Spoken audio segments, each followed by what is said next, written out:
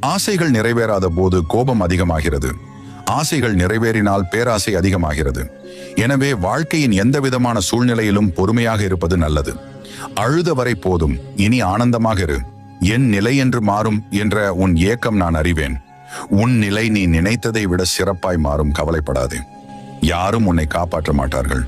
நான் உன்னுடன் இருக்கும் வரை யார் கையையும் நீ எதிர்பார்த்து நிற்க தேவையில்லை. என் கரங்கள் என்றும் உன்னை பிடித்திருக்கும். பல ஏமாற்றங்களை சந்தித்து விட்டேன் என யாரிடமும் சொல்லி அழாதே. ஏமாற்றம் அடைந்தவர்களுக்கு, நல்ல மாற்றத்தையும் முயற்சித்தவர்களுக்கு, நல்ல முடிவையும் நம்பிக்கை கொண்டவர்களுக்கு நல்ல வழியையும் நிச்சயம் நான் தருவேன். உன் நிலை கண்டு கை கொட்டி சிரித்தவர்களை கை தட்டி பாராட்ட வைப்பேன்.